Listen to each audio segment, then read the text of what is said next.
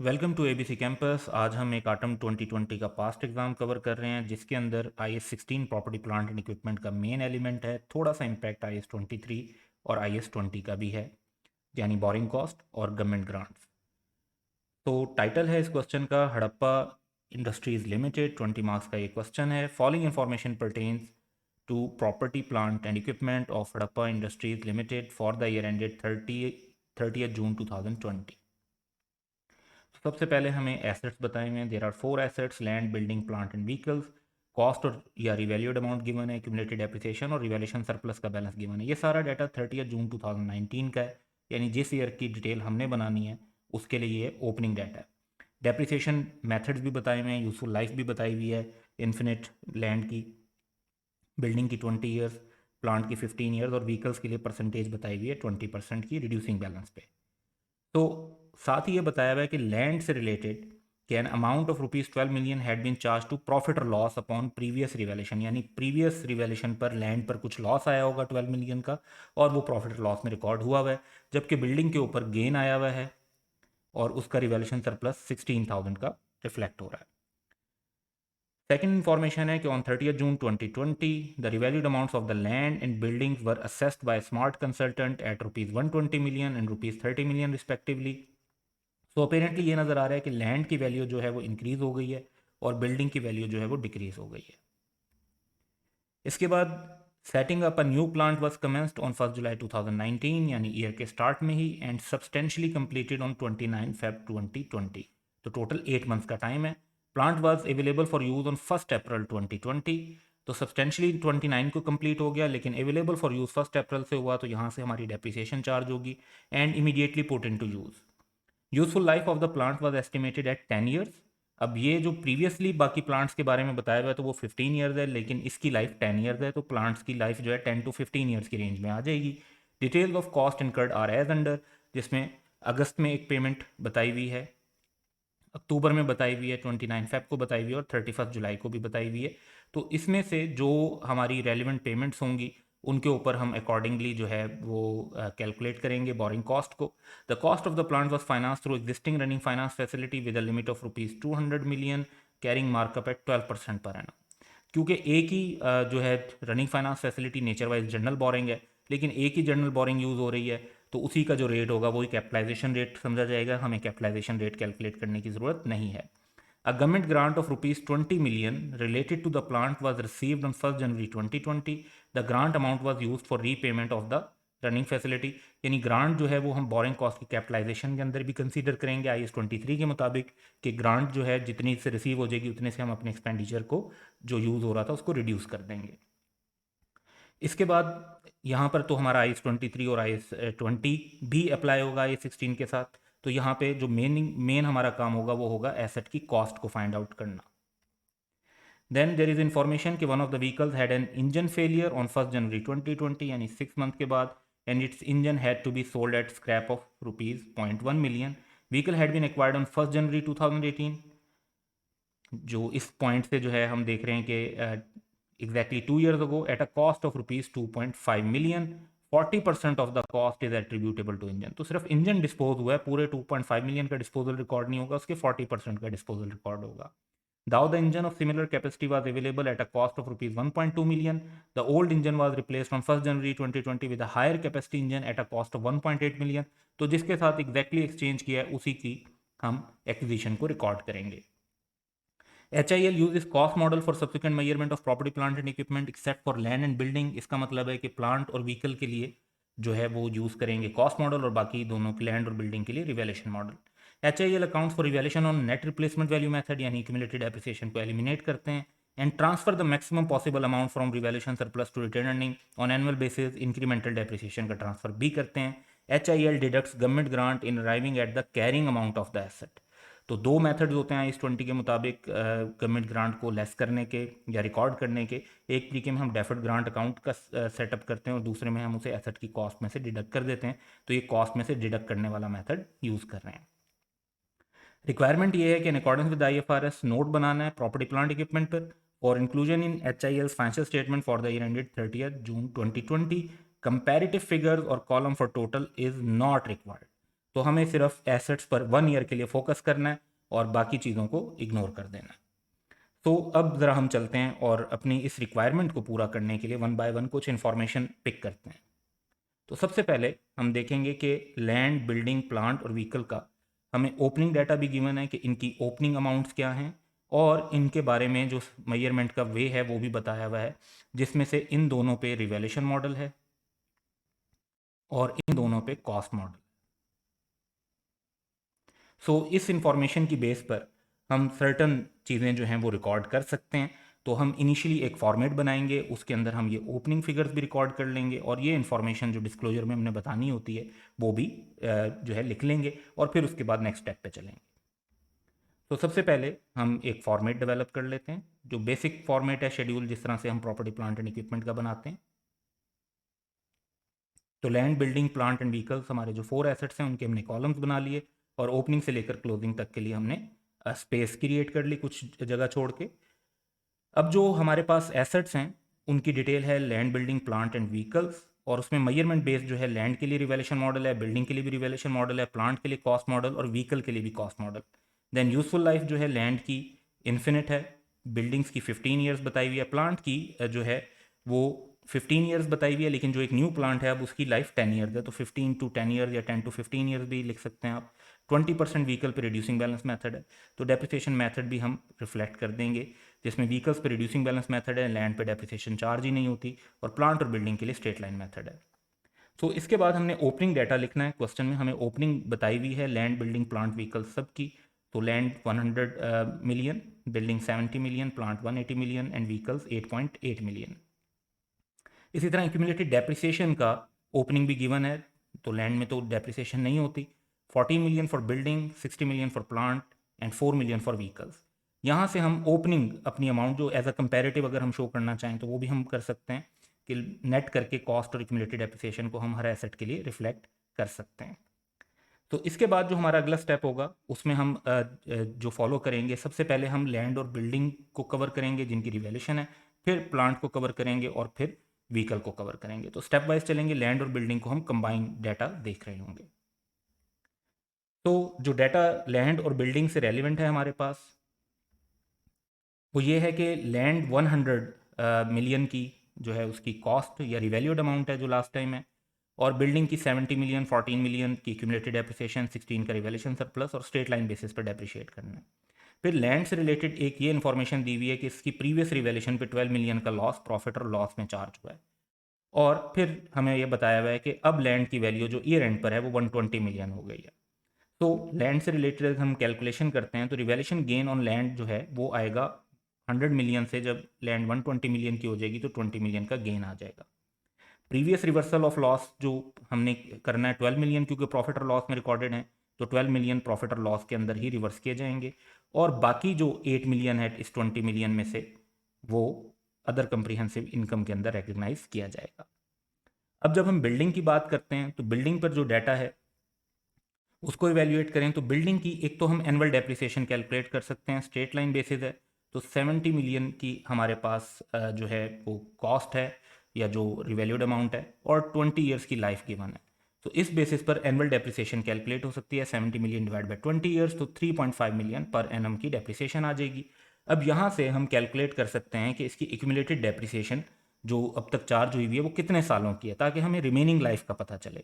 सो accumulated depreciation जो है ये 14 मिलियन है और एक साल की डेप्रिसिएशन 3.5 मिलियन है, तो 14 मिलियन डिवाइड बाय 3.5 मिलियन हमारे पास आ जाता है कि 4 ईयर्स की डेप्रिसिएशन इस पर चार्ज हुई हुई है सिंस लास्ट रिवैल्यूएशन।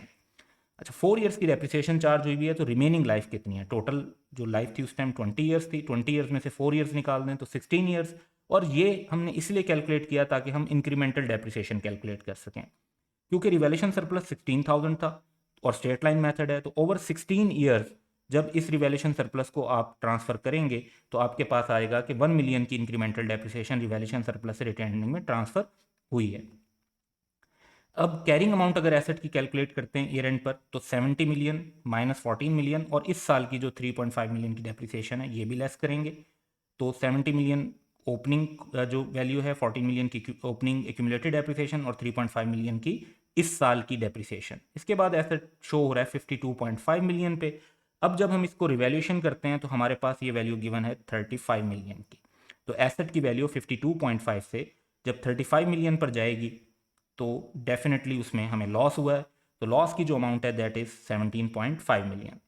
अब इस लॉस में से कितना लॉस हम रिवैल्यूएशन सरप्लस को चार्ज कर सकते हैं या अदर कंप्रिहेंसिव इनकम को चार्ज कर सकते हैं, तो उसका आंसर ये है कि 16 मिलियन का रिवैल्यूएशन सरप्लस था, जिसमें से 1 मिलियन हमारा ट्रांसफ़र हो गया टू रिटेन अर्निंग, तो बाकी बच गया 15 मिलियन। इतना ही मैक्सिमम अदर कंप्रिहेंसिव इनकम को चार्ज हो सकता है। और 17.5 में से फिर जो बाकी अमाउंट है वो प्रॉफिट और लॉस में चार्ज होगी, दैट इज़ 2.5 मिलियन। अब हम इन सारे जो इन्फॉर्मेशन जो यहाँ पर हमने एक्यूमुलेट किया है इसको अपने प्रॉपर्टी प्लांट इक्विपमेंट के शेड्यूल के अंदर इनकॉर्पोरेट कर देंगे। तो सबसे पहले हम देखते हैं कि जी लैंड की रिवैल्यूएशन अगर हम रिकॉर्ड करते हैं तो लैंड पर रिवैल्यूएशन का गेन आया है, दैट इज़ ऑफ 20 मिलियन। तो लैंड में हमने 20 मिलियन का जब गेन रिकॉर्ड कर दिया तो इसके बाद इसका हम टोटल कर लेंगे, दैट इज़ 120 मिलियन, और एक्यूमुलेटेड डेप्रिसिएशन तो ज़ीरो ही रहेगी और हमारे पास नेट भी 120 मिलियन की अमाउंट आ जाएगी।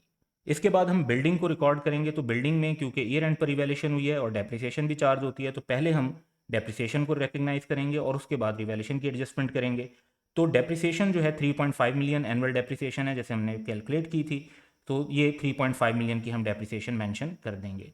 इसके बाद हमने इसकी रिवैल्यूएशन रिकॉर्ड करनी है। तो रिवैल्यूएशन जब होगी तो जितनी भी एक्यूमुलेटेड डेप्रिसिएशन है जो कि ये कंबाइन करके 17.5 मिलियन बनती है, इसको हम एलिमिनेट कर देंगे। तो रिवैल्यूएशन की एडजस्टमेंट हो जाएगी 17.5 मिलियन की और इतनी ही अमाउंट से एसेट को भी क्रेडिट कर देंगे। हमने लॉस जो कैलकुलेट किया बिल्डिंग के ऊपर, तो वो लॉस भी हमारे पास 17.5 मिलियन का ही है, यही इक्वल फिगर है, तो इतने का ही हमारा लॉस भी रिकॉर्ड हो जाएगा। इस लॉस को रिकॉर्ड करने के बाद हम टोटल करेंगे तो हमारे पास बिल्डिंग का टोटल 35 मिलियन, एक्यूमुलेटेड डेप्रिसिएशन तो एलिमिनेट होने के बाद ज़ीरो हो गई है और नेट 35 मिलियन पर ही बिल्डिंग का एसेट शो हो जाएगा। इसके बाद क्योंकि लैंड और बिल्डिंग हमने रिवैल्यू किए हैं तो रिवैल्यूएशन से रिलेटेड कुछ डिस्क्लोजर्स होते हैं, जिसमें से सबसे पहला डिस्क्लोजर ये होता है कि जिसमें हमने इफेक्टिव डेट ऑफ रिवैल्यूएशन और क्या एक इंडिपेंडेंट वैल्यूअर इन्वॉल्व था तो उसके बारे में डिस्क्लोज करना होता है। So effective date of revaluation हमने बता दी 30 जून 2020 को थी और इंडिपेंडेंट फर्म इन्वॉल्व थी। उसके बाद हमने ये वो कैरिंग अमाउंट बतानी होती है अगर एसेट रिवैल्यू ना हो रहा होता और कॉस्ट मॉडल पर शो हो रहा होता। तो यहाँ पर एग्जैक्ट ओरिजिनल कॉस्ट ऑफ तो का डाटा तो नहीं है, लेकिन हम रिवैल्यूएशन से अगर रिवैल्यूएशन सरप्लस का इम्पैक्ट या लॉस का इम्पैक्ट रिवर्स कर दें तो हमारे पास कॉस्ट की फिगर आ सकती है, तो उसको हम कैलकुलेट कर लेंगे। तो जिस तरह से लैंड जो है इस पे 120 मिलियन की इस वक्त ये शो हो रही है और 8 मिलियन का इस पे रिवैल्यूएशन सरप्लस पड़ा हुआ है, तो अगर वो 8 मिलियन का रिवैल्यूएशन सरप्लस ना होता तो अंडर कॉस्ट मॉडल ये 112 की होती। इसी तरह बिल्डिंग इस वक्त 35 मिलियन की शो हो रही है, लेकिन इस पे 2.5 मिलियन का लॉस प्रॉफिट और लॉस में हमने रिकॉर्ड किया, अगर वो ना किया होता तो ये 37.5 मिलियन पे शो हो रही होती। फिर हमने रिवैल्यूएशन सरप्लस की मूवमेंट को भी देख लेना है। सो बिल्डिंग पर तो जिस तरह से हमने भी नोट किया था कि 16 मिलियन का रिवैल्यूएशन सरप्लस क्वेश्चन में गिवन है, 1 मिलियन का ट्रांसफर हो जाएगा रिटेन अर्निंग को और बाकी 15 मिलियन जब लॉस आया तो उसके अगेंस्ट चार्ज कर दिया। क्योंकि लॉस ज़्यादा था तो रिमेनिंग 2.5 का लॉस प्रॉफिट और लॉस में रिकॉर्ड होगा। लैंड का कोई रिवैल्यूएशन सरप्लस ओपनिंग नहीं था, बल्कि प्रॉफिट और लॉस में जो 12,000 था वो लॉस रिकॉर्ड हुआ था, उसको हम रिवर्स कर देंगे और जो रिमेनिंग हमारे पास 8,000 की अमाउंट होगी वो रिवैल्यूएशन सरप्लस के अंदर रिकॉर्ड हो जाएगी अदर कंप्रिहेंसिव इनकम में और फिर इसका क्लोजिंग बैलेंस भी 8 मिलियन का आ जाएगा। तो लैंड और बिल्डिंग से रिलेटेड ये तमाम डिस्क्लोजर और मूवमेंट थी। इसके बाद हम आगे चलते हैं और प्लांट को देखते हैं। तो प्लांट के बारे में जो हमें इंफॉर्मेशन दी हुई है उसमें एक बात जो हमें नज़र आ रही है वो तो ये कि काम शुरू हुआ था 1 जुलाई 2019 को, लेकिन जो पहली पेमेंट हुई है वो 1 अगस्त को हुई है। तो IS-23 की रिक्वायरमेंट है कि कमेंसमेंट ऑफ कैपिटलाइजेशन तब होती है जब एक्टिविटीज़ भी शुरू हो चुकी हों और एक्सपेंडिचर भी लग रहा हो और बोरिंग कॉस्ट भी इनकर हो रही। तो एक्सपेंडिचर क्योंकि 1 अगस्त से हो रहा है तो जब तक तीनों कंडीशंस पूरी नहीं होती बोरिंग कॉस्ट की कैपिटलाइजेशन स्टार्ट नहीं हो सकती, इसलिए 1 जुलाई से शुरू नहीं करेंगे, 1 अगस्त से करेंगे।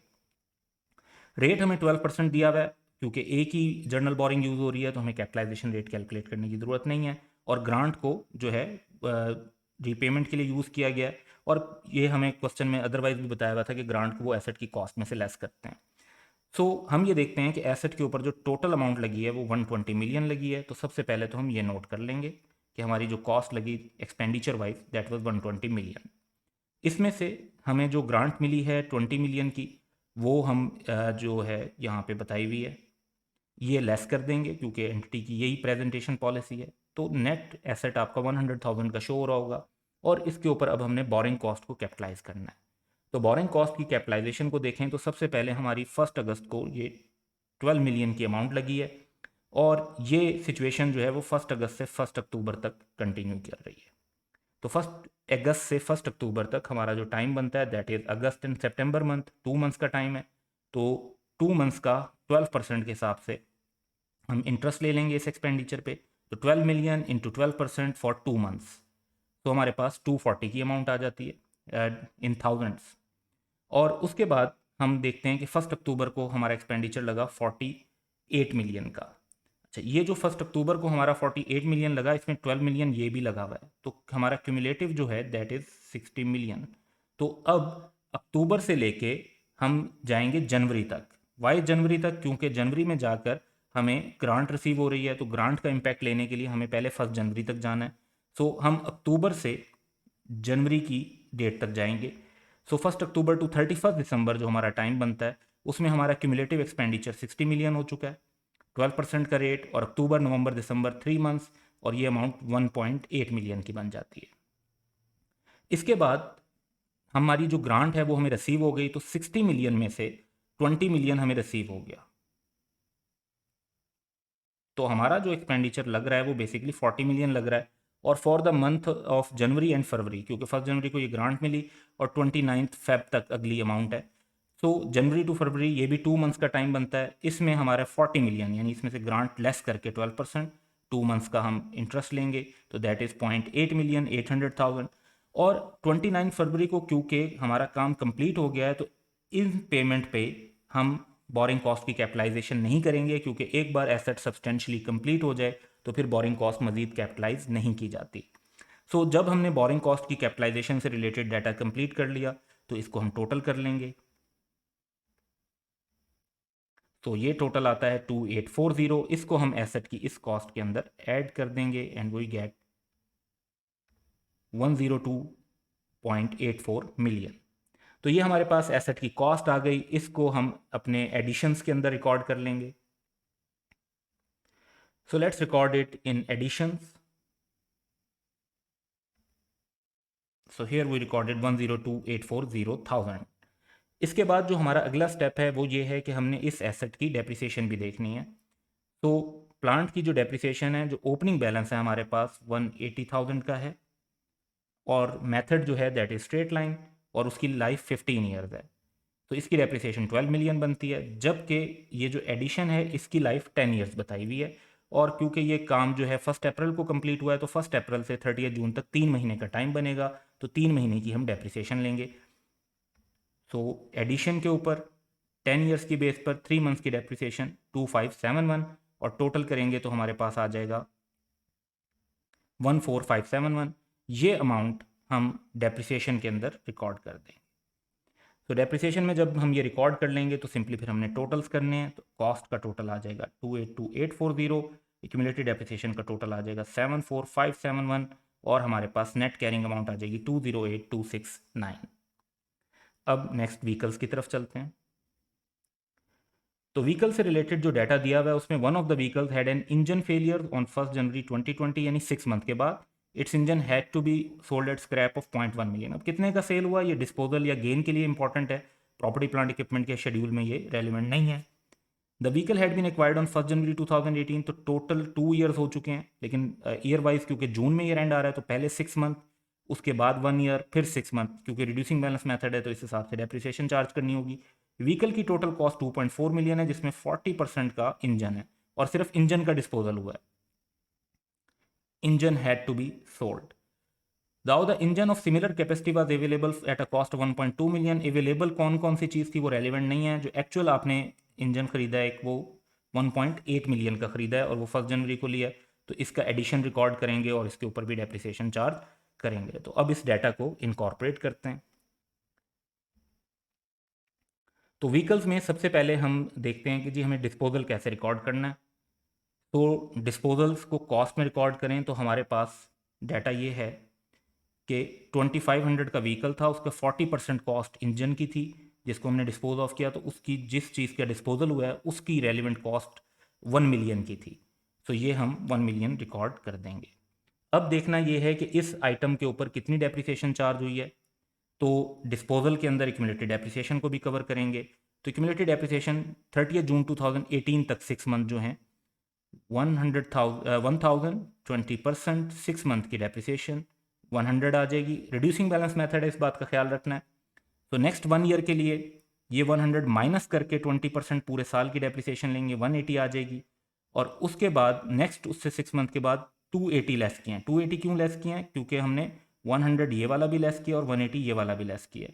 और 20% डेप्रिसिएशन और 6 मंथ तक, क्योंकि 1 जनवरी को डिस्पोजल हो रहा है, तो ये 72 की डेप्रिसिएशन बन जाती है। तो टोटल एक्यूमुलेटेड डेप्रिसिएशन डिस्पोजल की डेट तक है 352 और एसेट की जो नेट अमाउंट है दैट वाज 648। सो डिस्पोजल हम रिकॉर्ड कर देंगे, एक्यूमुलेटेड डेप्रिसिएशन 352 की रेलिवेंट है, ये हमने रिकॉर्ड कर दी। इसके बाद हमें जो नया एसेट हमने परचेज किया है उसको भी रिकॉर्ड करना है। तो नया एसेट हमने परचेज किया है 1.8 मिलियन का। अब हमें डेप्रिसिएशन कैलकुलेट करनी चाहिए। तो जो एसेट हमने डिस्पोज ऑफ किया है उसकी तो इस साल की डेप्रिसिएशन हमने कैलकुलेट कर ली है, 72 यही वाली मेंशन करेंगे। जो बाकी हमारी ओपनिंग बैलेंसेज हैं वो 8800 में से अगर 1000 जो डिस्पोजल वाला निकाल दें और 4000 की एक्यूमुलेटेड डेप्रिसिएशन में से ये वाला 280 निकाल दें, तो ओपनिंग टाइम पर जो हमारे बाकी एसेट्स थे उन पे पूरे साल की डेप्रिसिएशन चार्ज होगी, दैट इज़ 816। उसके बाद हमने जो न्यू इंजन लिया है 1.8 मिलियन का, इस पर 6 मंथ की डेप्रिसिएशन कैलकुलेट करनी है 20% के हिसाब से, तो दैट इज़ 180। इसका टोटल करेंगे तो हमारे पास आ जाएगा 1068,000। तो ये अमाउंट जो है हम डेप्रिसिएशन की मेंशन कर देंगे। एंड आफ्टर दैट हमने टोटल्स करने हैं। तो 9.6 मिलियन कॉस्ट का टोटल है, एक्यूमुलेटेड डेप्रिसिएशन का टोटल 4716 है और नेट कैरिंग अमाउंट 4884 की हमारे पास आ जाती है। तो ये हमारे ओवरऑल डिस्क्लोजर्स हैं। अब हमारे जो रिक्वायरमेंट है वो वर्किंग्स के अलावा कैसे रिप्रेजेंट होनी चाहिए उसको देखते हैं। तो वर्किंग के अलावा हमारा सोल्यूशन ऐसा लगना चाहिए।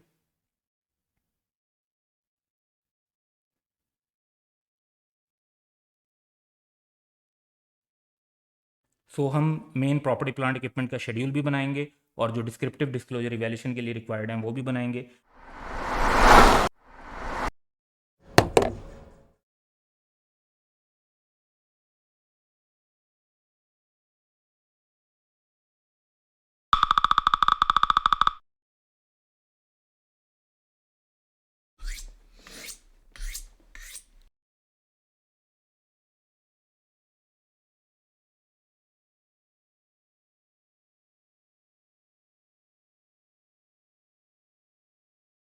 Welcome to ABC campus. आज हम I16 property plant and equipment का एक प्रैक्टिस क्वेश्चन कर रहे हैं अली लिमिटेड के टाइटल से।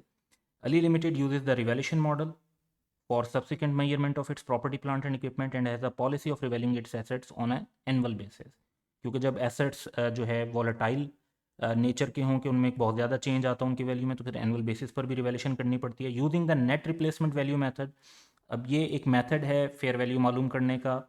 This method has nothing to do with the accounting for students at this level. Practical life में डिफरेंट मेथड्स यूज़ होते हैं और उनकी अंडरस्टैंडिंग हमें लेनी चाहिए। तो फिर net replacement value method basically से इसके आपने प्रोपोर्शनेट रीस्टेटमेंट नहीं करनी बल्कि आपने जो है एलिमिनेशन ऑफ एक्यूमुलेटेड डेप्रिसिएशन वाला मेथड फॉलो करना है जो हम through out the exam system follow कर रहे होते हैं। The building was purchase on 1 January 2010 for rupees 200 million with expected useful life of 10 years. AL depreciates buildings on a straight line basis over their useful life. The results of revaluation carried out during the last 3 years by standard valuation service and independent firm of valuer होगा यहाँ पर are as follows.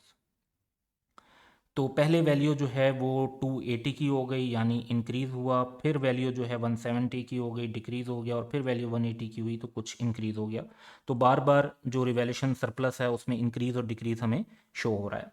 The journal entries relating to the above transaction including revaluations for the year ended, requirement है हमारी 31 दिसंबर 2010, 11, 12 and 13। अब सबसे पहले अगर हम 2010 में जाते हैं तो रिवैल्यूएशन जो है वो ईयर के स्टार्ट में हो रही है। तो रिवैल्यूएशन 2010 में कोई नहीं हुई। 2010 की अगर हम एंट्रीज रिकॉर्ड करेंगे तो सिर्फ हमें एसेट की परचेज और उसके बाद उसकी डेप्रिसिएशन रिकॉर्ड करनी होगी। तो वन बाय वन हम हर ईयर की एंट्रीज करते जाएंगे। तो सबसे पहले हम 2010 की एंट्रीज देखते हैं, जिसमें हम एसेट को 200 मिलियन का रिकॉर्ड करेंगे और 10 ईयर्स की बेस पर उसकी डेप्रिसिएशन रिकॉर्ड करेंगे। सो 1 जनवरी को बिल्डिंग डेबिट, बैंक और पेएबल क्रेडिट, डिपेंडिंग अपॉन के हमने क्रेडिट पर लिया या पेमेंट कर दिए फ़ौरन। उसके बाद हम इसकी डेप्रिसिएशन कैलकुलेट करेंगे। 200 मिलियन कॉस्ट है, 10 ईयर्स की लाइफ है, तो 20 मिलियन की डेप्रिसिएशन चार्ज हो जाएगी। तो 2010 की तो यही दो एंट्रीज बनती हैं। नेक्स्ट चलते हैं। अब हमने एंट्रीज करनी है 2011 की, और इस टाइम पर हमारा जो साल के शुरू में रिवैल्यूएशन हो रही है एसेट 280 पे रिकॉर्ड करना है। अब हमें एंट्रीज क्या क्या पास करनी पड़ेंगी। दो एंट्रीज तो हमारी रिवैल्यूएशन से रिलेटेड होंगी, एक एक्यूमुलेटेड डेप्रिसिएशन को एलिमिनेट करना और दूसरा हमें गेन रिकॉर्ड करना होगा। फिर हम ईयर एंड पर जाएंगे तो तीसरी एंट्री हमारी होगी डेप्रिसिएशन की और फोर्थ एंट्री होगी इंक्रीमेंटल डेप्रिसिएशन की। तो ये हमें 4 एंट्रीज पास करनी है और 280 का ये डाटा हम अपने साथ लेकर चलेंगे। तो नेक्स्ट ईयर में हम जो एंट्रीज पास करेंगे, हमारा एसेट जो है इस वक्त शो हो रहा है 180 का, और 180 से हमने जाना है 280 की तरफ, विच मीन्स कि हमारे पास जो गेन राइज होगा वो होगा 100 का। सबसे पहले हम एक्यूमुलेटेड डेप्रिसिएशन खत्म कर देते हैं, एक्यूमुलेटेड डेप्रिसिएशन डेबिट और बिल्डिंग क्रेडिट, और दूसरे स्टेप पर हम ये 100 का गेन रिकॉर्ड कर देंगे, जिसमें एसेट डेबिट हो जाएगा और हमारी जो गेन है वो अदर कंप्रिहेंसिव इनकम में क्रेडिट हो जाएगा। तो अदर कंप्रिहेंसिव इनकम से अल्टीमेटली उसने रिवैल्यूएशन सरप्लस इन इक्विटी जाना है। तो ये हमारी रिवैल्यूएशन की एंट्रीज हो गई। ये ईयर के स्टार्ट में रिवैल्यूएशन हुई है, इसलिए शुरू में हमने रिवैल्यूएशन रिकॉर्ड की। अब क्या होगा कि हम ईयर एंड जब आएगा तो हमें डेप्रिसिएशन कैलकुलेट करनी है, और अब हमारा एसेट 280 मिलियन का है, 9 ईयर्स रिमेनिंग लाइफ है, तो उस हिसाब से 31.1 बनती है तकरीबन। तो 31 की हम डेप्रिसिएशन रिकॉर्ड कर देते हैं राउंड ऑफ करके। Depreciation debit, accumulated depreciation credit. अब ऑब्वियसली जो डेप्रिसिएशन है वो पहले से जो है ज़्यादा रिकॉर्ड हो रही है। वो ज़्यादा क्यों रिकॉर्ड हो रही है? क्योंकि रिवैल्यूएशन सरप्लस की वजह से एसेट बढ़ चुका है। अब इसको कैलकुलेट करने के डिफरेंट वेज हैं। एक तरीक़ेकार तो ये भी है कि आप कहते हैं कि जी अब डेप्रिसिएशन 31 की है, पहले जो डेप्रिसिएशन थी वो 20 की थी, तो 31 और 20 का जो डिफरेंस है वो 11 है। दूसरा वे ये है कि हम 100 के रिवैल्यूएशन सरप्लस को रिमेनिंग 9 ईयर्स की लाइफ से डिवाइड करें तो तब भी हमारे पास 11 आ जाएगा। पॉइंट्स में होगा तो वो पॉइंट्स की वजह से वही डिफरेंस है, जैसे हमने ऊपर राउंड ऑफ किया था तो यहाँ पर भी हम राउंड ऑफ कर लेंगे। तो ये हम ट्रांसफर रिकॉर्ड करेंगे revaluation surplus to retain earning. तो ये 4 एंट्रीज हो गई जी हमारी 2011 की। अब नेक्स्ट चलते हैं। नेक्स्ट हमने 2012 पे रिकॉर्ड करना है, और अब एसेट 170 पर चला गया है, तो एक पहले की वैल्यू से काफ़ी कमी आ रही है। तो वंस अगेन यहाँ पर हमें देखना होगा कि नंबर 1 जो है, हम जब ये रिवैल्यूएशन रिकॉर्ड करेंगे तो एक्यूमुलेटेड डेप्रिसिएशन को एलिमिनेट करेंगे, फिर जो लॉस होगा उसको रिकॉर्ड कर लेंगे। तीसरे नंबर पर ईयर एंड पर हम डेप्रिसिएशन रिकॉर्ड करेंगे, और अगर तो लॉस इतना होता है कि रिवैल्यूएशन सरप्लस बिल्कुल ख़त्म हो जाता है, फिर तो रिवैल्यूएशन सरप्लस ही नहीं होगा, तो इंक्रीमेंटल डेप्रिसिएशन की एंट्री की ज़रूरत नहीं है। लेकिन अगर रिवैल्यूएशन सरप्लस मुकम्मल ख़त्म नहीं होता तो हमें इंक्रीमेंटल डेप्रिसिएशन की एंट्री भी पास करनी पड़ेगी। तो ये 4 एंट्रीज हैं जो हमने 2012 के लिए पास करनी। तो सबसे पहले ईयर के स्टार्ट पर हम वैल्यूएशन देखते हैं। तो लास्ट ईयर की डेप्रिसिएशन के बाद हमारा एसेट 249 पर शो हो रहा है, और अब रिवैल्यू होकर 170 का हो जाएगा, विच मीन्स कि हमें 79 का लॉस होगा। 31 की जो एक्यूमुलेटेड डेप्रिसिएशन है इसको एलिमिनेट करने के लिए डेबिट करके बिल्डिंग को, एसेट को क्रेडिट कर देंगे। उसके बाद 79 का ये जो लॉस है इसको अब रिकॉर्ड करना है। अब सारे का सारा लॉस जो है वो अदर कंप्रीहेंसिव इनकम में रिकॉर्ड होगा, क्योंकि जो हमारे पास रिवैल्यूएशन सरप्लस का बैलेंस था वो 100 है, तो 100 में से 79 का लॉस चला भी जाए तो कुछ रिवैल्यूएशन सरप्लस बच ही जाएगा। प्रॉफिट और लॉस में कुछ भी चार्ज करने की ज़रूरत नहीं है, तो हम ये सारे का सारा लॉस रिवैल्यूएशन सरप्लस को 79 का चार्ज कर देंगे। 100 में से 11 ट्रांसफ़र हो चुका था और बाकी फिर 79 फिर भी बच जाता है। उसके बाद हमने डेप्रिसिएशन चार्ज करनी है। तो अब हमारा एसेट 170 मिलियन का है, रिमेनिंग लाइफ 8 ईयर्स रह गई है 2 साल के बाद, तो depreciation should be 21.25 million. Depreciation debit, accumulated depreciation credit.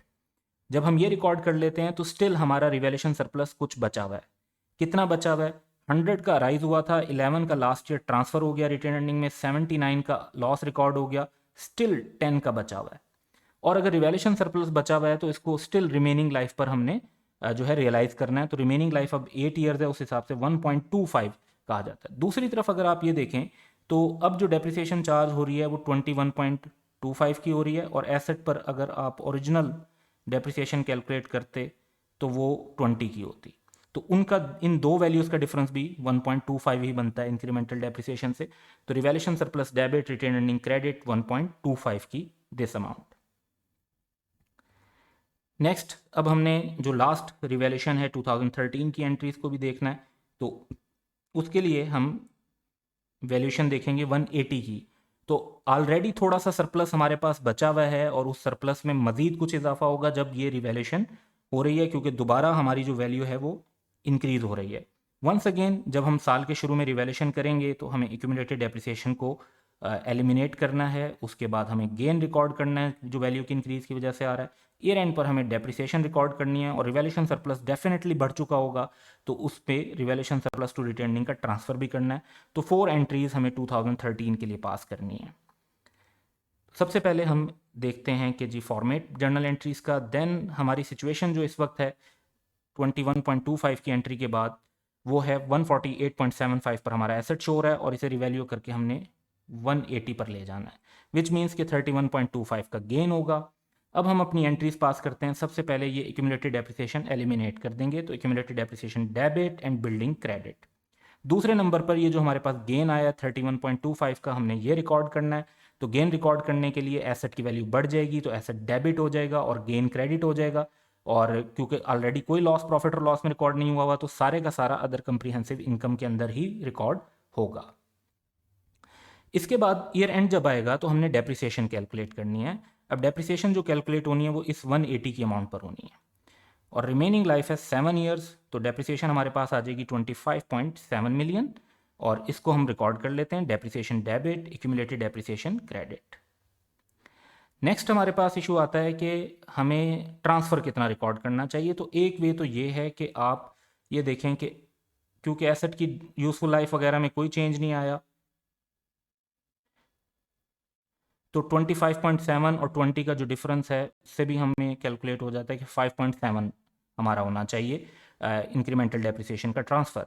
But at other and अगर हम इसको अंडरस्टैंड करना चाहें तो लास्ट ईयर हमारे पास जो रिवैल्यूएशन सरप्लस बच गया था वो था 10 का, जिसमें से हमने 1.25 ट्रांसफ़र कर दिया था। 31.25 इस साल में राइज हो गया, तो टोटल हो गया 40 नेट, और इसको रिमेनिंग 7 ईयर्स पे डिस्ट्रीब्यूट करते हैं तो तब भी 5.7 ही हमारे पास आता है। और इसको अगर हम ट्रांसफर करते हैं तो revaluation surplus debit and retain earning credit from 5.7।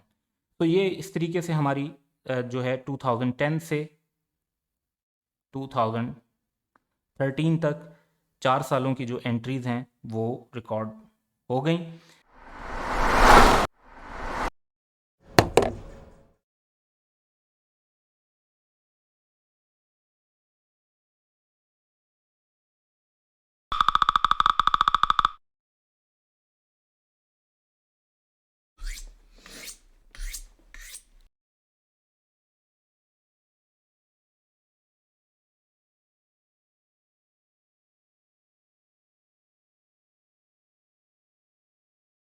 Welcome to ABC campus. आज हम I16 property plant and equipment का एक प्रैक्टिस क्वेश्चन कर रहे हैं। Shavez limited revalued its property on 1 April 2001 ₹2.20 million, जिसमें से 8 मिलियन जो हैं वो लैंड के हैं, इसका मतलब है कि बाकी 12 मिलियन बिल्डिंग के हैं। The property originally cost ₹10 million, जिसमें से 2 मिलियन लैंड के हैं, यानी बाकी 8 मिलियन कॉस्ट में बिल्डिंग के थे, और ये 10 साल पहले ली थी। The original useful life of 40 years is unchanged, यानी पहले भी टोटल 40 ईयर्स लाइफ थी, जिसमें से 10 साल गुजर चुके हैं, तो अब रिमेनिंग लाइफ 30 ईयर्स है। SL's policy is to make a transfer of realise profit in respect of excess depreciation, यानी इंक्रीमेंटल डेप्रिसिएशन को ये रिकॉर्ड करते हैं। How will the property be accounted for in the year ended 31 March 2002। तो इसमें पहले हम एक कैलकुलेशन बना लेते हैं। हमें लैंड और बिल्डिंग को सेपरेट रखना होगा। उसकी वजह यह है कि लैंड की डेप्रिसिएशन चार्ज नहीं होती, और जो रिवैल्यूएशन हुई है वो भी लैंड की डिफरेंट वे में हो रही है और बिल्डिंग की डिफरेंट वे में। तो लैंड, बिल्डिंग और एक टोटल कॉलम बना लेते हैं। सबसे पहले 10 years ago जो कॉस्ट थी that was 2, 8 and 10 based on this information. और सिर्फ बिल्डिंग पर डेप्रिसिएशन चार्ज होगी। 8 मिलियन की बिल्डिंग 40 ईयर्स की उसकी लाइफ, तो 0.2 पर ईयर की डेप्रिसिएशन बनती है। 10 ईयर्स के हिसाब में टोटल 2 मिलियन की डेप्रिसिएशन बन जाएगी। तो 1 अप्रैल 2001 को, यानी जिस दिन हम बात कर रहे हैं कि रिवैल्यूएशन हो रही है, उस दिन रिवैल्यूएशन से पहले जो वैल्यूज़ हैं वो है लैंड की 2, बिल्डिंग की 6 आफ्टर डेप्रिसिएशन और टोटल 8। इस टाइम पर जब हमने रिवैल्यूएशन की तो हमारे पास वैल्यूज़ हैं 20 और 8, यानी बाकी 12 जो हैं वो बिल्डिंग के हैं। तो रिवैल्यूड अमाउंट हमारे पास 8, 12 और 20 की आ जाती हैं। और इस बेस पर हम अगर निकालते हैं कि जी बैलेंसिंग फिगर के तौर पर रिवैल्यूएशन सरप्लस कितना है, तो लैंड पर भी 6 का रिवैल्यूएशन सरप्लस आया है, बिल्डिंग पर भी 6 का रिवैल्यूएशन सरप्लस आया, टोटल जो रिवैल्यूएशन सरप्लस है वो हमारे पास 12 है। अब हमसे जो क्वेश्चन पूछा गया वो इस पीरियड के 1 साल बाद का पूछा गया, तो हमें 1 साल और की कैलकुलेशन कर लेनी चाहिए। अब क्योंकि जो बिल्डिंग है वो 12 की हो चुकी है, तो 12 million divide by remaining life 30 years, 0.4 million की हमारे पास डेप्रिसिएशन आएगी। और इस बेसिस पर जो 31 मार्च को हमारे पास वैल्यूएशन होगी वो लैंड की होगी 8, बिल्डिंग की 11.6 और टोटल इस तरह से हमारे पास होगा 19.6। कैलकुलेशन करने के बाद, क्योंकि स्टेटमेंट बड़ी जर्नल है कि अकाउंट फॉर करना है, तो अब हम एक्सट्रैक्ट्स भी डेवलप कर लेते हैं। तो हमारे पास जो कैलकुलेशंस हैं जो हम बना चुके हैं उन्हीं को सामने रखते हुए सबसे पहले स्टेटमेंट ऑफ फाइनेंशियल पोजीशन में हम प्रॉपर्टी कितने की शो करेंगे, 19.6 की। उसके बाद है कि जी हम रिवैल्यूएशन सरप्लस कितने का शो करेंगे। तो रिवैल्यूएशन सरप्लस राइज हुआ था 12 का, जिसमें से 0.4 ये है और पहले पर एनम डेप्रिसिएशन 0.2 थी, तो इंक्रीमेंटल डेप्रिसिएशन भी 0.2 ही बनती है। और 12 में से ये 0.2 माइनस कर देंगे तो बाकी 11.8 बचता है, जो हम रिवैल्यूएशन सरप्लस में मेंशन कर देंगे। स्टेटमेंट ऑफ प्रॉफिट और लॉस में डेप्रिसिएशन चार्ज होगी। डेप्रिसिएशन क्योंकि यहाँ पर रिवैल्यूएशन साल के शुरू में हुई है, तो हमारी जो डेप्रिसिएशन 0.4 मिलियन की हमने रिवैल्यूड अमाउंट पर चार्ज की है वो रिफ्लेक्ट करेंगे। उसके बाद हमने अदर कंप्रीहेंसिव इनकम शो करना है, तो गेन ऑन रिवैल्यूएशन शो होगा 12 का, जो कि 6 का लैंड पर और 6 का बिल्डिंग पर अराइज हुआ है। उसके बाद statement of changes in equity अगर हम बनाते हैं तो 12 का जो हमारा रिवैल्यूएशन सरप्लस है वो लिखेंगे। प्रॉफिट की फिगर नहीं है इसलिए रिटेन अर्निंग के अंदर अमाउंट नहीं डाल सकते, लेकिन हमें ट्रांसफ़र रिकॉर्ड करना है इंक्रीमेंटल डेप्रिसिएशन का।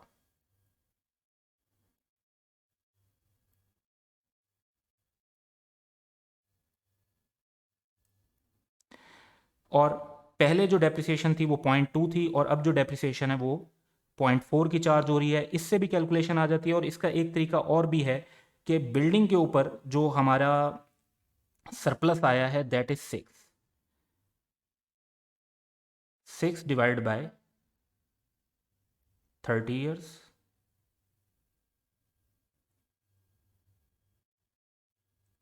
0.2। तो इस बेसिस पर अब हम जो है ट्रांसफ़र रिकॉर्ड कर लेते हैं। तो रिवैल्यूएशन सरप्लस से 0.2 माइनस होंगे और वो माइनस होकर ट्रांसफ़र हो जाएंगे रिटेन अर्निंग में, क्योंकि इतने से हमारा जो रिवैल्यूएशन का सरप्लस है वो रियलाइज़ हो चुका है। सो ये हमारे एक्सट्रैक्ट्स भी बन गए।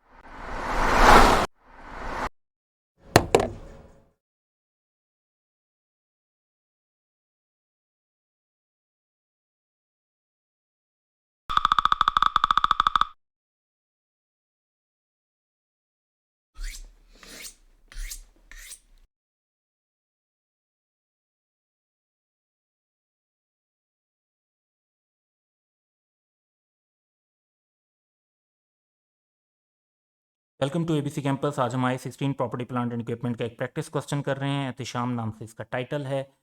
तो following information relate to financial statement of Ehtesham for the year to 31 March 2015। The head office of Ehtesham was acquired on 1st April 2012 for rupees 1 million. Ehtesham intends to occupy the building for 25 years. On 31st March 2014, यानी 2 years गुजरने के बाद it was revalued to rupees 1.15 million. On 31st March 2015, a surplus of vacant commercial property in the area had led to a fall in property prices and the fair value was on now only rupees 0.8 million. Explain the correct accounting treatment for the above. So we can see कि पहले 2 years गुजरने के बाद upward revaluation हो रही है और फिर 1 साल गुजरने के बाद डाउनवर्ड रिवैल्यूएशन हो रही है। तो हम इस क्वेश्चन में ना सिर्फ ये कि कैलकुलेशंस करेंगे, उसके बाद हम जर्नल एंट्रीज भी रिफ्लेक्ट करेंगे और फिर फाइनेंशियल स्टेटमेंट के एक्सट्रैक्ट्स भी रिफ्लेक्ट करेंगे और अक्रॉस द 3 इयर्स। तो इस क्वेश्चन में सबसे पहले अगर हम कैलकुलेशंस देखते हैं तो 1 अप्रैल 2012 को हमारे पास जो एसेट है दैट इज ऑफ ₹1 मिलियन। इसके बाद हमने इसकी 25 ईयर्स की बेस पर डेप्रिसिएशन चार्ज करनी है। तो 2013 में 40,000 की डेप्रिसिएशन चार्ज हो जाएगी और फिर 2014 में भी 40,000 की डेप्रिसिएशन चार्ज हो जाएगी। इस पॉइंट ऑफ टाइम पर हमारा एसेट 920,000 का शो हो रहा होगा बिफोर रिवैल्यूएशन, और जब रिवैल्यूएशन होगी 1.15 मिलियन पर तो इट मीन्स कि हमारे पास गेन आ जाएगा 230,000 का, जिसे हम अदर कंप्रीहेंसिव इनकम में और फिर रिवैल्यूएशन सरप्लस में रिकॉर्ड कर देंगे। Then next step would be के 1 अप्रैल 2014 को अब हमारे पास जो वैल्यू है दैट इज 1150,000। अब इस न्यू वैल्यू पर जो रिमेनिंग लाइफ है 25 में ईयर्स में से 2 इयर्स जो हैं वो गुजर जाते हैं, तो 23 इयर्स बाकी बच जाते हैं। तो 23 इयर्स पर डेप्रिसिएशन चार्ज करेंगे तो दैट इज़ 50,000 और हमारा एसेट नेट 1.1 मिलियन पर शो हो रहा होगा। इस टाइम पर हमने जब दोबारा रिवैल्यूएशन की है तो वो जस्ट 0.8 मिलियन वैल्यू है, विच मीन्स कि हमारे पास जो लॉस है वो आ जाता है 300,000 का। अब इस लॉस की अकाउंटिंग कैसे होनी चाहिए, उसके लिए रिवैल्यूएशन सरप्लस के बैलेंस को अंडरस्टैंड करते हैं। तो हमारा जो रिवैल्यूएशन सरप्लस का बैलेंस है वो 230,000 का अराइज हुआ था। उसमें से इंक्रीमेंटल डेप्रिसिएशन माइनस कर देते हैं, 230,000 divide by remaining life 23 years की, तो इंक्रीमेंटल डेप्रिसिएशन 10,000 है, ये माइनस करते हैं तो 220,000 रिवैल्यूएशन सरप्लस का बैलेंस है। इसका मतलब है कि 220,000 का लॉस OCI में रिकॉर्ड होगा और जो रिमेनिंग 80,000 है वो प्रॉफिट और लॉस में रिकॉर्ड होगा। तो ये कैलकुलेशन फाइनल करने के बाद अब एंट्रीज की तरफ चलते हैं। तो सबसे पहले हम एसेट को रिकॉर्ड कर लेंगे और फिर हमारी एंट्री होगी डेप्रिसिएशन को रिकॉर्ड करने की, depreciation debit, accumulated depreciation credit. Then next year की भी depreciation debit, accumulated depreciation credit. अब at this point of time हमारी रिवैल्यूएशन हो रही है, तो रिवैल्यूएशन का पहला स्टेप ये होगा कि हम एक्यूमुलेटेड डेप्रिसिएशन को एलिमिनेट कर देंगे 80,000 से, और फिर जो हमारे पास गेन आया है 230,000 का उसको अदर कंप्रीहेंसिव इनकम में रिकॉर्ड कर देंगे। सो गेन रिकॉर्ड करने के बाद हमारी 2014 तक की अकाउंटिंग कंप्लीट हो जाती है। 2015 में हमें 50,000 की डेप्रिसिएशन चार्ज करनी है।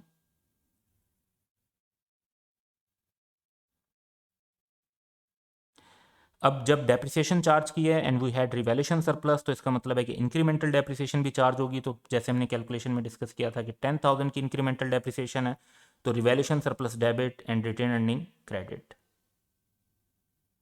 तो ये हम इंक्रीमेंटल डेप्रिसिएशन का ट्रांसफ़र भी रिकॉर्ड कर लेंगे। Now what is the step कि हमें ये 50,000 की जो एक्यूमुलेटेड डेप्रिसिएशन है रिवैल्यूएशन की एंट्री करने के लिए इसको एलिमिनेट करना है। तो accumulated depreciation debit and building credit. अब हमें ये 300,000 का जो है लॉस रिकॉर्ड करना है, और जैसे हमने कैलकुलेशन में डिस्कस किया था कि इसमें से 220,000 और 80,000, तो 220,000 तो यहीं से हमने लिए हैं, ये जाएंगे जी अदर कंप्रिहेंसिव इनकम में और 80,000 रिकॉर्ड होंगे प्रॉफिट और लॉस में। तो ये दोनों हम अदर कंप्रिहेंसिव इनकम और प्रॉफिट और लॉस को डेबिट करेंगे और बिल्डिंग को क्रेडिट कर देंगे। तो ये हमारी एंट्रीज कंप्लीट हो जाती हैं। अब सेम कैलकुलेशन को यूज़ करते हुए हम फाइनेंशियल स्टेटमेंट के एक्सट्रैक्ट्स बनाते हैं। तो सबसे पहले अगर हम ईयर वाइज जाते हैं तो 2013 का जब ईयर एंड हुआ है तो हमारा एसेट सिर्फ 1 साल की डेप्रिसिएशन चार्ज हुई है। तो at that point of time हमारा जो एसेट है वो 960,000 का शो हो रहा होगा। तो स्टेटमेंट ऑफ फाइनेंशियल पोजीशन में 960,000, फिर 1150,000 और फिर 800,000 जो फेयर वैल्यूज़ गिवन है। ईयर एंड पर रिवैल्यूएशन हुई है तो यही वैल्यूज़ यूज़ करेंगे। रिवैल्यूएशन सरप्लस की जो वैल्यू है वो 230,000 का राइज हुआ था, लेकिन नेक्स्ट ईयर में ही लॉस होने की वजह से और इंक्रीमेंटल डेप्रिसिएशन की वजह से वो ज़ीरो हो जाता है। तो रिवैल्यूएशन सरप्लस 2014 के एंड पर 230 का राइज हुआ, लेकिन 2015 के एंड पर वो ज़ीरो हो चुका है। स्टेटमेंट ऑफ प्रॉफिट और लॉस बनाते हैं तो डेप्रिसिएशन हम चार्ज करेंगे विच इज़ 40,000, 40,000 एंड 50,000। इसके बाद रिवैल्यूएशन का लॉस जो प्रॉफिट और लॉस में रिकॉर्ड होगा तो 300,000 में से क्योंकि 220,000 OCI में जाने और 80,000 प्रॉफिट और लॉस में जाने तो 80,000 जो है वो रिवैल्यूएशन का लॉस प्रॉफिट और लॉस में भी हम रिकॉर्ड करेंगे। इसके बाद अदर कंप्रिहेंसिव इनकम में जाते हैं तो 230,000 का गेन रिकॉर्ड हुआ था और फिर 220,000 का लॉस रिकॉर्ड हुआ था, तो वो रिकॉर्ड कर लेंगे। और statement of changes in equity में जाते हैं तो जो इंक्रीमेंटल डेप्रिसिएशन है इसको रिफ्लेक्ट किया जाएगा, रिवैल्यूएशन सरप्लस से रिटेन अर्निंग में ट्रांसफर होगा।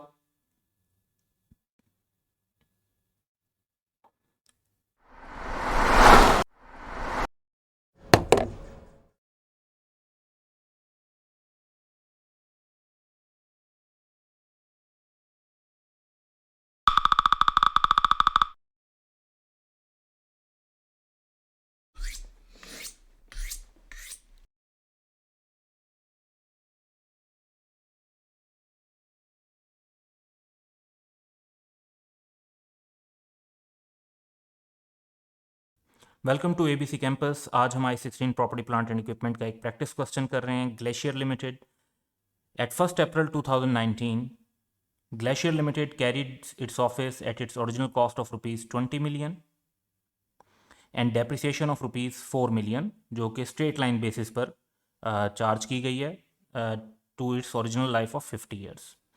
GL decided to revalue the office on 1 October 2019। तो ईयर्स जो हैं वो 6 मंथ का टाइम है, जिसके बाद जो हमें वैल्यूज गिवन उसके 6 मंथ के बाद रिवैल्यूएशन हो रही है to its current value of ₹22 million.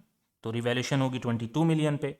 The useful life of remaining was reassessed at the time of valuation and it is considered to be 40 years now at this date.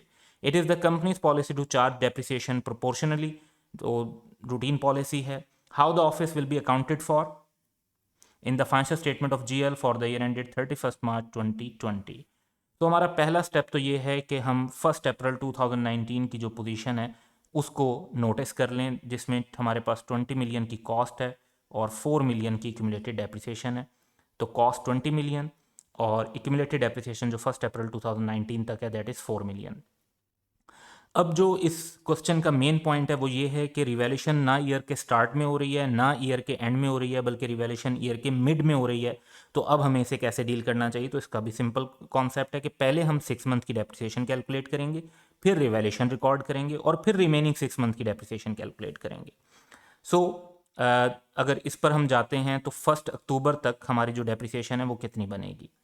So 20 million की amount और 50 years की life, तो 6 month की हमने जो depreciation है वो record करनी है। अब हम अक्टूबर तक जा रहे हैं तो दैट इज़ 200,000। ये स्टेटमेंट ऑफ प्रॉफिट और लॉस में हम एज एन एक्सपेंस रिकॉर्ड कर देंगे।